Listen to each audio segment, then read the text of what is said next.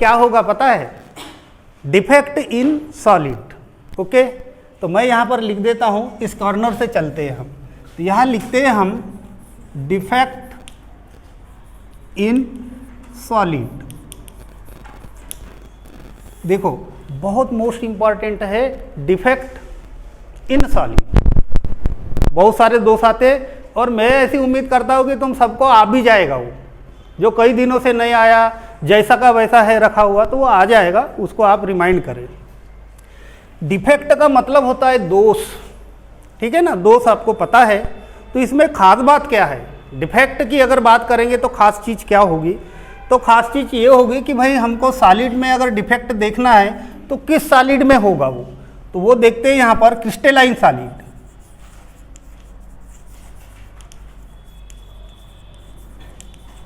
Crystalline solids में ये चीज़ हमको देखने के लिए मिलती है, ठीक। अब क्रिस्टलाइन सॉलिड में हमको ये चीज़ देखने के लिए मिलती है, तो बात ये करते हैं कि ये क्रिस्टलाइन जो सॉलिड है ये इसका फॉर्मेशन कैसे होता है, और यदि होता है तो किससे होता है।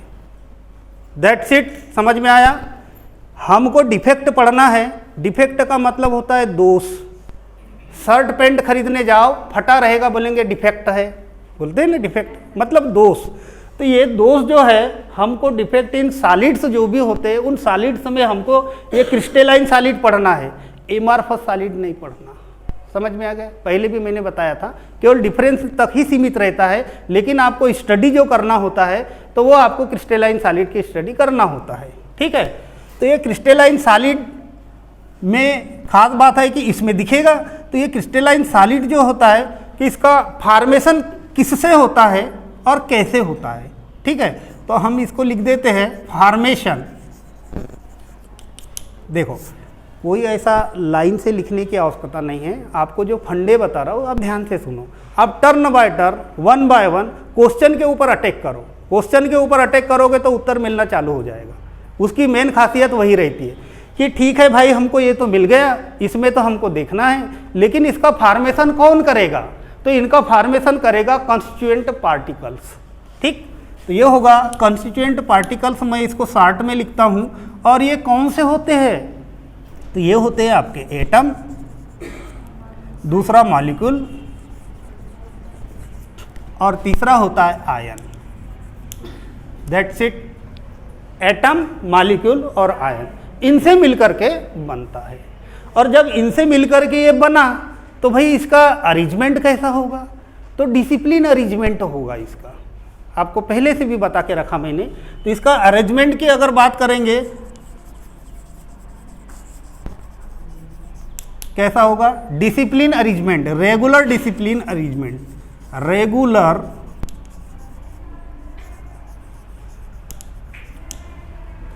डिसिप्लिन अरेंजमेंट में ये रहेगा। हमको इतनी सारी तीन चीज़ें पता चली, एटम, मॉलिक्यूल्स और आयन से मिलकर के इसका निर्माण हुआ है। और निर्माण हुआ तो उसके अरेंजमेंट की अगर बात करते हैं तो रेगुलर डिसिप्लिन अरेंजमेंट होगा, और वो लॉन्ग फॉर्म में होगा।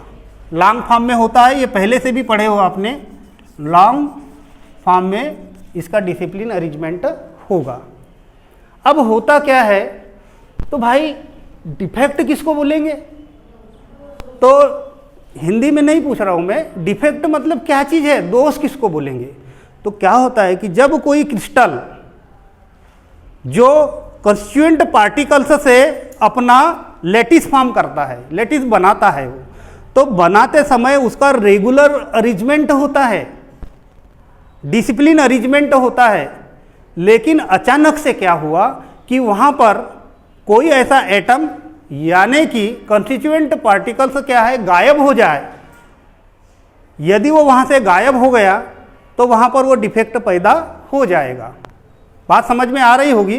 तो जैसे मान के चलो कि फॉर एग्जाम्पल के लिए एक उदाहरण लेते हैं और उदाहरण से समझते हैं, और उदाहरण से हम धारा प्रवाह से डिफेक्ट की परिभाषा को नहीं सीखेंगे, हम सीखेंगे एक्सपेरिमेंटली, जिसको आपको याद नहीं करना पड़ेगा। तो सपोज दैट मान के चलो कि ये एटम है और बिल्कुल रेगुलर अरेंजमेंट में लगे हुए हैं। ये एटम आपको दिख रहे हैं रेगुलर अरेंजमेंट में लगे हुए हैं। रेगुलर डिसिप्लिन अरेंजमेंट इसका लगा हुआ है, बिल्कुल इस प्रकार से ये बना हुआ है। इसमें हमको डिफेक्ट को फाइंड आउट करना है। ठीक, अब यहाँ पर ज़्यादा ना बनाते हुए हम छोटे भी बनाएं और छोटा सा पीस या टुकड़ा लेकर के भी हम उसमें अपना एक्सपेरिमेंट कर सकते हैं। तो देखिए, ये इसका रेगुलर डिसिप्लिन अरेंजमेंट है। धोखे से हुआ क्या कि यहाँ से कोई नहीं कोई एक एटम पूर्ण रूप से क्या हो गया कि यहाँ से गायब हो गया, यहाँ पर वो नहीं है। कोई भी एक एटम को अगर आप निकाल दें तो यहाँ से ये गायब हो गया। सभी है पर ये नहीं है। तो पहले यहाँ पर जब एटम था, कंस्टिट्यूएंट पार्टिकल था, तो वो क्रिस्टल ने रेगुलर रीअरेंजमेंट डिसिप्लिन में व्यवस्थित था, तो उसमें दोष नहीं था। लेकिन ऐसी कोई सिचुएशन बन गई, ऐसा कोई कंडीशन आ गया जिसके कारण से यहाँ से ये जो भी बीच का भाग दिखता है, तो एक एटम क्या हो गया कि वहाँ से डिसअपियर हो गया, वहाँ से गायब हो गया, वहाँ से निकल गया। तो वहाँ से उसका निकल जाना डिफेक्ट कहलाता है। अब निकलता है वही हम उसको डिफेक्ट नहीं बोल सकते, उसके लिए और भी दूसरी सिचुएशन है, और भी दूसरी कंडीशन है कि उसमें भैया डिफेक्ट किसको बोलेंगे। व्हेन अ लेटिस या व्हेन अ सॉलिड, जब एक ठोस में क्या होगा, lattice site are vacant, lattice site are vacant, vacant यानी खाली, lattice site are empty, lattice का ऐसा कोई नहीं कोई साइड जो है वो खाली रह गया, या उसका लेटिस का जो भाग है साइड है, तो ये वाला साइड उसका खाली हो गया, या यहाँ से भी कोई भी तो वहाँ से निकल जाएगा वो। तो अब आप देखो कि इसमें पहले जो थी कंडीशन तो वो रेगुलर रीअरेंजमेंट डिसिप्लिन में था, लेकिन अब क्या हुआ, डिसकम्बिनेशन हो गया, मतलब कमी आ गई, कोई नहीं कोई चीज़ की फर्क आ गया, उसमें डिफरेंस आ गया। ठीक है, तो यहाँ से लेटिस साइड का एक कोई ना कोई कंस्टिट्यूएंट पार्टिकल वहाँ से गायब हो गया। ठीक है, तो ऐसा क्रिस्टल जिसके लेटिस साइड में से यदि कोई साइड उसका एक कंस्टिट्यूएंट पार्टिकल वेकेंट रह जाए या खाली रह जाए, उसको हम उस सॉलिड का दोष कहते हैं। तो डिफेक्ट किसको बोलेंगे, बात कंफर्म हुई आपको, बिल्कुल सरल है, क्योंकि बेसिकली नॉलेज लो इनसे मिलकर के बना होता है, तो बिल्कुल रेगुलर रीअरेंजमेंट होता है और उसमें पूरा डिसिप्लिन अरेंजमेंट होता है। लेकिन ऐसी कोई कंडीशन हम उस क्रिस्टल के साथ में आ जाए जिसके कारण वहाँ से कंस्टिट्यूएंट पार्टिकल का कोई एक भाग, कोई भी एक जो है एटम वहाँ से क्या हो जाए, या मॉलिक्यूल हो जाए या आयन हो जाए, अपनी जगह छोड़ दे और वो क्रिस्टल से बाहर चले जाए, तो वो क्या होगा, खाली पड़ा रहेगा। तो खाली पड़ा रह जाए वो, तो वो वेकेंट स्पेस जो होता है उस लेटिस का, उसको हम बोलते हैं डिफेक्ट। तो डिफेक्ट क्या है कि केवल ये खाली रहने से ही काम नहीं चलेगा, तो डिफेक्ट और कैसा होता होगा, तो देखिए डिफेक्ट और ऐसा होता है कि यहाँ से ये वाला जो एटम है, ठीक, जैसे मान के चलिए plus minus plus minus plus minus वाले प्लस माइनस ये जो भी है, तो और भी कैसे कैसे डिफेक्ट होते हैं भैया, तो देखिए कैसे होते। ये उठ कर के इस जो आपका इंटरस्टिशियल स्पेस होता है जिसको बोलते हैं अंतराकाशी अवकाश, मतलब ये जो वाइड होता है ये वाइड पर चले जाए, अपनी जगह छोड़ करके अगर ये जगह छोड़ दिया और ये वाइड पर चले गया कोई पॉजिटिव आयन, तो बोलो रेगुलर डिसअरेंजमेंट उसका डिस्टर्ब नहीं हुआ, हुआ कि नहीं हुआ भाई। पहले तो रेगुलर अरेंजमेंट में था, पर ऐसी कोई कंडीशन आ गई जिसके कारण से कोई कंस्टिट्यूएंट पार्टिकल्स उसका लेटिस साइड का खाली रह गया और वो जाकर के वाइड में सेट हो गया, तो इसका रेगुलर डिसिप्लिन तो अरेंजमेंट नहीं हुआ ना भाई, डिसकम्बिनेशन आ जाए। जब किसी क्रिस्टल में किसी कंस्टिट्यूएंट पार्टिकल्स और लेटिस साइड का ऐसा डिसकम्बिनेशन आ जाए, खाली रहेगा तो भी डिफेक्ट हो जाएगा, ओके, खाली रहेगा तो भी डिफेक्ट हो जाएगा। अगर ये वाला भाग उठ करके किसी वाइड में इंटराकाशी जो अंतराकाशी स्पेस बोलते हैं, इंटरस्टिशियल स्पेस बोलते हैं, वहाँ चले जाए तो भी डिफेक्ट पैदा हो जाएगा, या मतलब कोई प्लस और माइनस यहाँ से निकल करके बाहर चले जाए तब भी आपका डिफेक्ट उत्पन्न हो जाएगा। समझ में आ गया।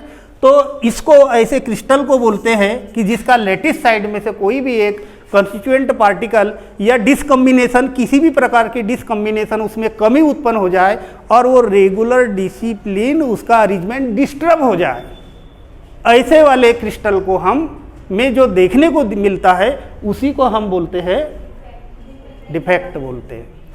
तो डिफेक्ट जो होता है, तो डिफेक्ट तो आपको समझ में आ गया। तो इस प्रकार से ये जो डिफेक्ट है, ठीक है, तो ये डिफेक्ट कितने प्रकार के होते हैं इसकी बात करते हैं, क्योंकि ये तो डिफरेंट प्रकार के होते हैं।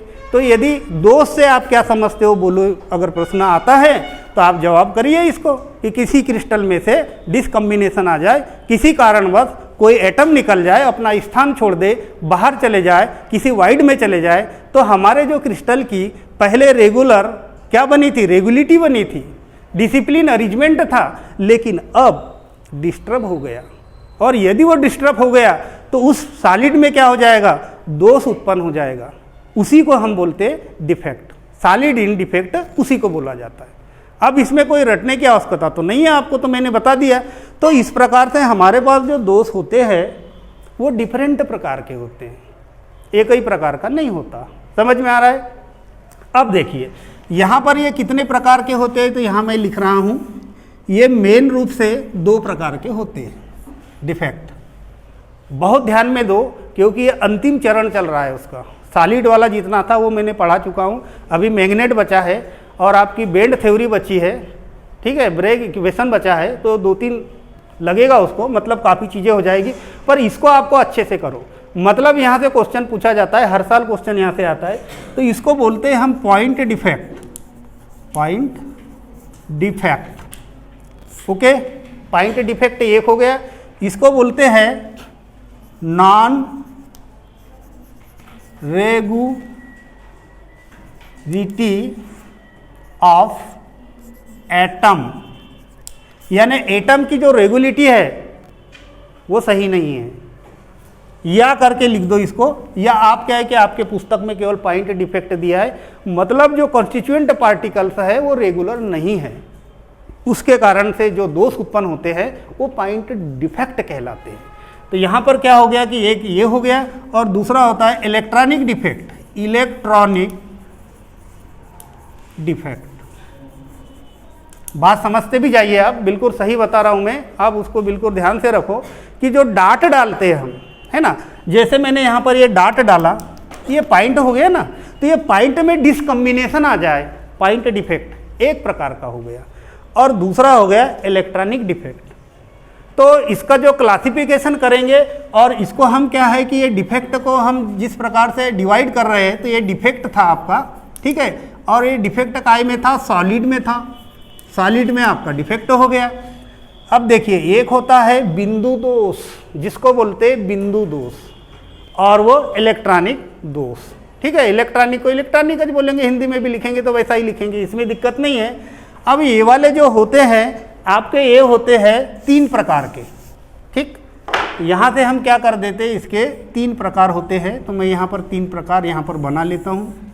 ये देखो, ये 3 प्रकार आपके सामने में बना रहा हूँ, और इसको बहुत मगब करने वाली बात है और बहुत ध्यान से सुनने वाली बात है, जिससे आपका जो दोष वाला जो टॉपिक है उससे कोई बच्चा नहीं चुकेगा और सारे क्वेश्चन वहाँ से बन जाएंगे। इसलिए अब यहाँ पर अच्छे से और अपना माइंड लगाते जाइए। पहला होता है स्टाइकियोमेट्रिक डिफेक्ट।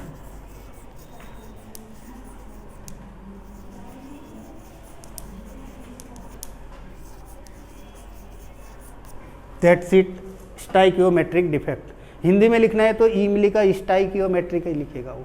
इसकी बात सब समझाऊंगा मैं, अब बिल्कुल पेशेंस रखें इसमें। Stoichiometric defect. दूसरा होता है नॉन स्टाइकियोमेट्रिक।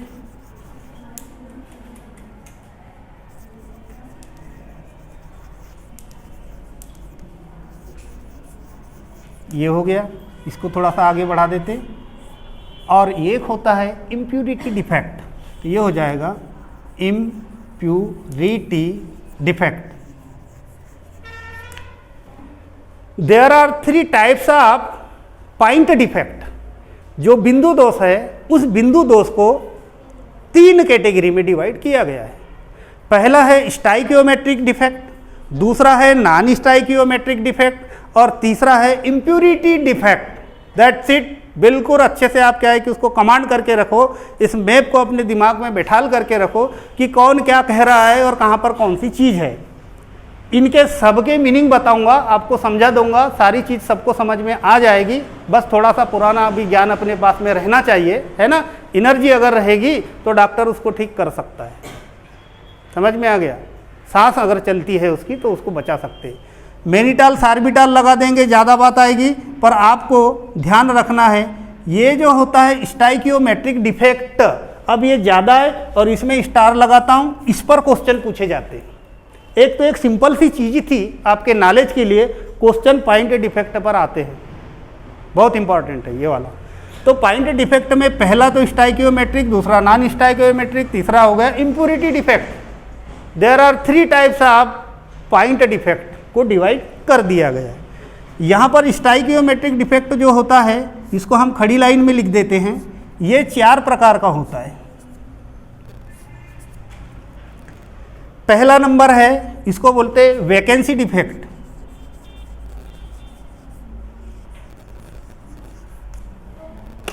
दूसरे को बोलते हैं इंटरस्टिशियल डिफेक्ट।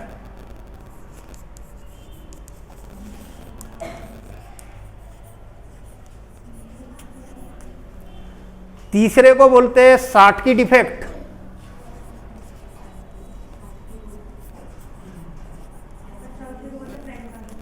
चौथे को बोलते हैं Frenkel defect. Frenkel defect. That's it.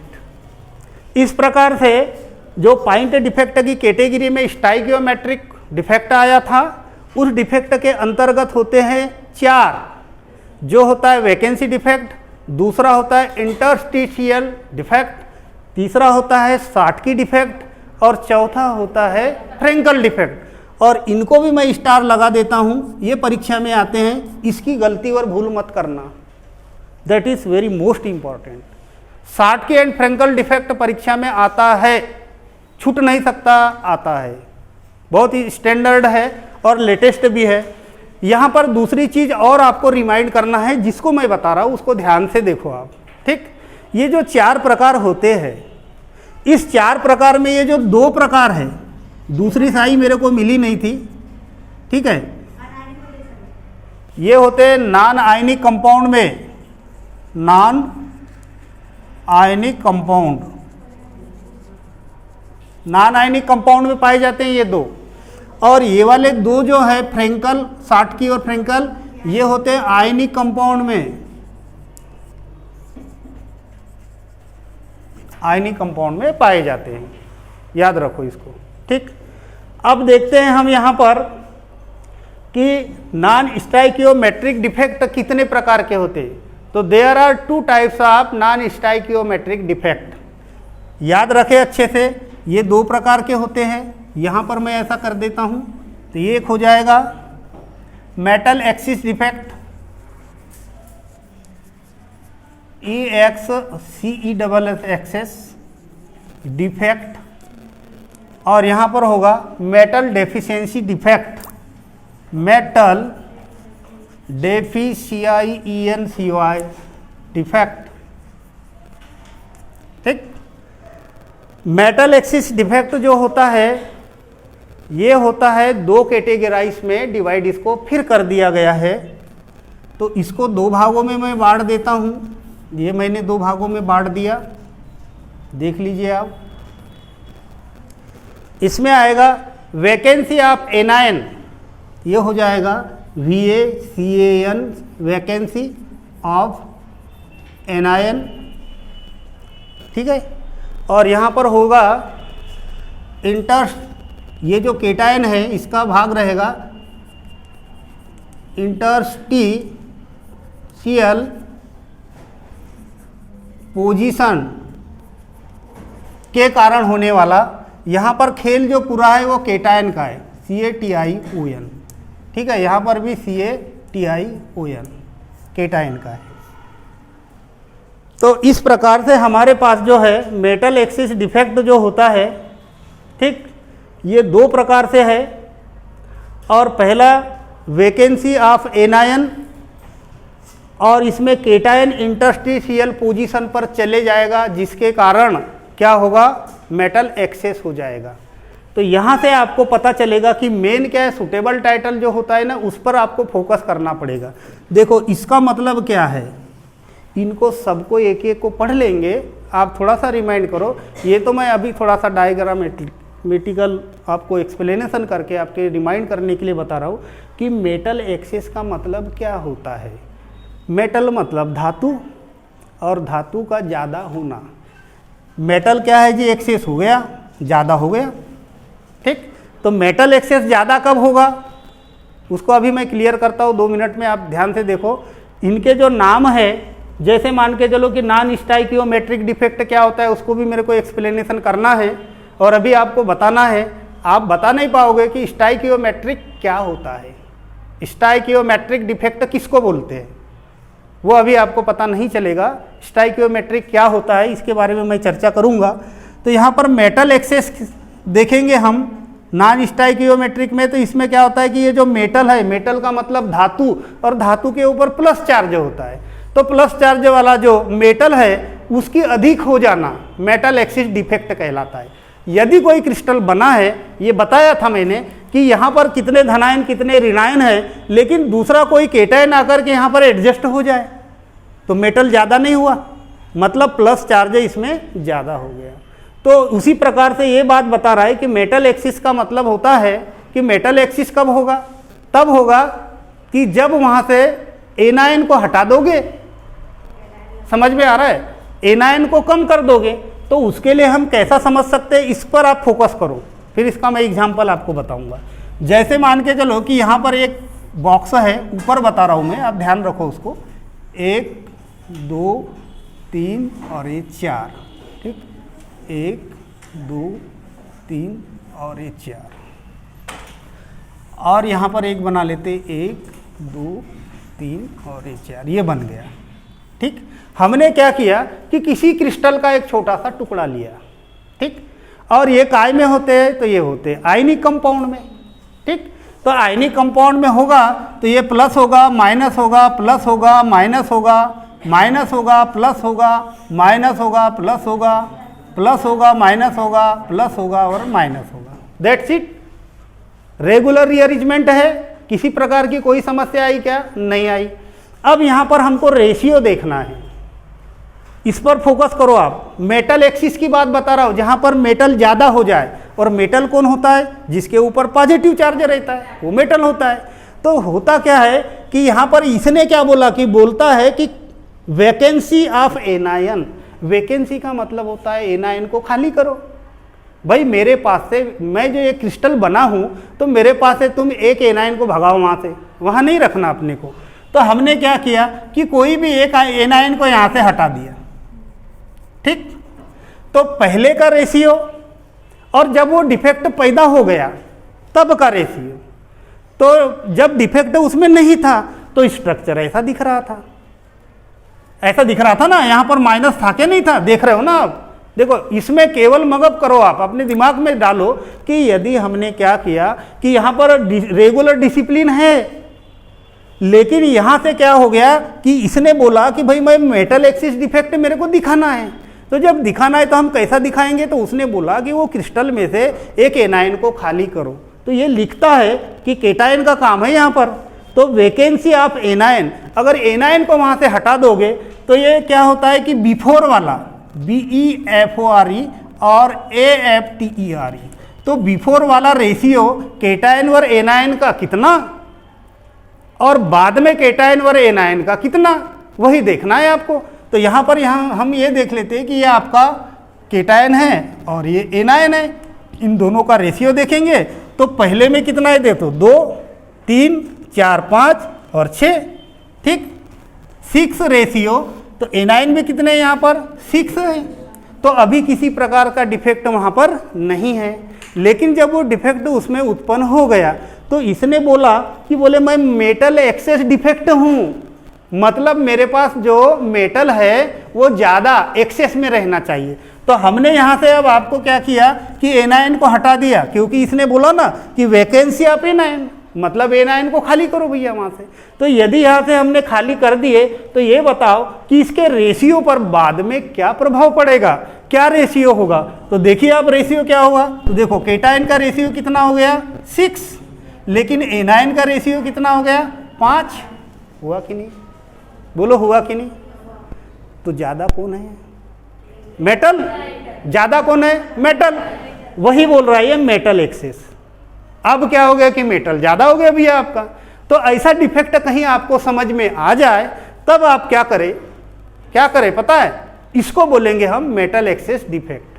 किसके कारण हुआ ये, एनायन को खाली कर दिए तो, एनायन को खाली कर दिए तो हमारे पास मेटल एक्सेस डिफेक्ट देखने को मिला। बात समझ में आ गया, उसको बोलते मेटल एक्सेस डिफेक्ट। अच्छा, मेटल एक्सेस डिफेक्ट और बोलता है दूसरे प्रकार से भी हो सकता है भैया। बात समझ में आ रहा हो ना, ये बोल रहा है कि मेटल एक्सेस जो डिफेक्ट है वो दूसरे कंडीशन से भी पैदा हो सकता है। तो बोले वो कैसे हो सकता है, दिखाओ हमको। तो ये बोल रहा है कि इंटरस्टिशियल पोजीशन के ऊपर केटायन का प्रवेश कर लेना। अब देखिए, अब इसकी बात कर रहा हूं मैं, हमको कुछ नहीं करना है, धातु ज्यादा होना चाहिए। यदि मेटल का एक्सेस हो गया किसी क्रिस्टल में तो वो मेटल एक्सेस डिफेक्ट कहलाएगा। बात खत्म। तो हमने क्या किया कि यहाँ पर अब हम इसकी बात करते हैं कि इसके कारण भी क्या ऐसा हो सकता है क्या। तो यहाँ पर हमने फिर से रेगुलिटी कर दिया है, रीअरेंजमेंट इसमें कर दिया है। और यहाँ पर अब क्या करते हैं कि यदि किसी कारणवश यहाँ पर कोई एक वाइड में कोई पॉजिटिव आ जाए, तो पहले का रेशियो 6:6 था। इसको बोलते हैं इंटरस्टिशियल स्पेस, अंतराकाशी अवकाश या खाली स्थान, या उसकी रिक्तिका रहती है, या वो वाइड भी कहलाता है। तो केटायन का साइज छोटा होता है तो वो केटायन जाकर के वहां फिट हो जाता है। तो पहले का रेशियो देख रहे थे तो ये केटायन का 6 था, एनायन का 6 था। बाद में हमने इसमें देखे थे तो यहाँ पर केटायन 6 थे तो एनायन 5 थे, तो मतलब एक ज्यादा था। ओके, तो ये एनायन के खाली कर देने के कारण ऐसा हुआ। अब दूसरी कंडीशन में बोला कि ये वाला जो इंटरस्टिशियल स्पेस होता है, यहाँ पर कोई केटायन अपना जगह बना ले या वो वहाँ पर चला जाए। समझ में आ गया, जब ये चला जाए तो इसका रेशियो चेंजेस हो जाएगा। तो पहले का रेशियो इतना था, लेकिन बाद में केटायन का रेशियो कितना हो जाएगा, बोलो। ये हो जाएगा 7 और ये हो जाएगा 6। बोलो हुआ कि नहीं, हो गया। That's it. इसको अपन कमांड कर सकते हैं और इसको अच्छे से समझ सकते हैं। अब हम बात करते हैं कि स्टाइकियोमेट्रिक डिफेक्ट किसको बोलते हैं। ये सबसे मेन चीज़ है कि स्टाइकियोमेट्रिक डिफेक्ट जो होता है वो किसको बोलते हैं। तो स्टाइकियोमेट्रिक का पहले समझ लीजिए। स्टाइकियोमेट्रिक वो चीज़ है जो केमिकल बैलेंस करते हैं, हम केमिकल बैलेंस करते हैं, और उसके पहले यदि कोई वर्ड लिखा जाता है, हम संख्या लिखते हैं, नंबर लिखते हैं। जैसे मान के चलो हमने कैसा लिखा, जैसे देखिए कोई रिएक्शन है A+B = AB, तो इसके पहले हमने अगर यहाँ पर 2 लगाया, यहाँ 2 लगाया और यहाँ पर 2 लगाया तो बैलेंस हो गया। तो ये जो होता है इसको बोलते हैं स्टाइकियोमेट्रिक कोफिशिएंट। ज़्यादा इंपॉर्टेंट और ज़्यादा आपको याद रखने के लिए तो स्टाइकियोमेट्रिक कोफिशिएंट कहलाता है वो। तो स्टाइकियोमेट्रिक ये कहलाती है जो उस एटम या जो उस मॉलिक्यूल्स के पहले संख्या में हम लिखते हैं। कभी कभी ऑक्सीजन के पहले 1/2 भी लिख देते हैं, कभी 7 भी लिख देते हैं। तो ऐसी वाली जो पोजीशन रहती है जिस एटम या मॉलिक्यूल के पहले हम राइट डाउन करते हैं या उसको लिखते हैं, उसको हम स्टाइकियोमेट्रिक कोफिशिएंट बोलते हैं। तो इसमें क्या होगा कि स्टाइकियोमेट्रिक कोफिशिएंट में ज़्यादा अलर्ट हो जाओ, नीचे मुंडी मत डालो, ज़्यादा एनर्जी लगा लो तो थोड़ा समझ में आपके आ जाएगा। स्टाइकियोमेट्रिक का मतलब ये होता है कि इसका जो रेशियो है स्टाइकियोमेट्रिक का कभी बदलने वाला नहीं है। किसका नहीं बदलेगा, वैकेंसी डिफेक्ट का नहीं बदलेगा, इंटरस्टिशियल डिफेक्ट है इसका नहीं बदलेगा, साटकी का नहीं बदलेगा और फ्रेंकल का नहीं बदलेगा। समझ में आ गया। अब बोलता है नॉन स्टाइकियोमेट्रिक डिफेक्ट बोल रहा है। तो नॉन स्टाइकियोमेट्रिक डिफेक्ट में मतलब क्या हो जाएगा कि उसका जो रेशियो है, स्टाइकियोमेट्रिक का जो रेशियो है वो चेंजेस हो जाएगा। तो यदि वो चेंजेस हो गया तो देखो चेंज हुआ, लगारो दिमाग, चेंज हुआ, यहाँ लिख दिया था मैंने, चेंज हो गया। देखो पहले क्या था, 6 था, पहले 6 था, लेकिन बाद में 7:6 हो गया। इसके पहले वाले में देखे थे तो 5:6 हुआ था, 6:5 हुआ था, 6:5 हुआ था। किस में हुआ था वो? इसमें हुआ था, वैकेंसी डिफेक्ट में हुआ था। इंटरस्टिशियल डिफेक्ट में क्या हो गया कि 7:6 हो गया। तो बोलो कि इसका जो रेशियो है वो चेंज हो गया, इसलिए उसको बोलते हैं non stoichiometric defect. Non stoichiometric defect कौन सा कहलाएगा? आपका ये कहलाएगा। बात समझ में आ गई? यहां पर आता है आपका इम्प्यूरिटी डिफेक्ट, ठीक है। तो इम्प्यूरिटी डिफेक्ट क्या होता है कि ऐसा क्रिस्टल जिसमें अशुद्धियां मिला दी जाए, जैसा गोल्ड में आपने कॉपर मिला दिया, क्या अशुद्धि नहीं हुई?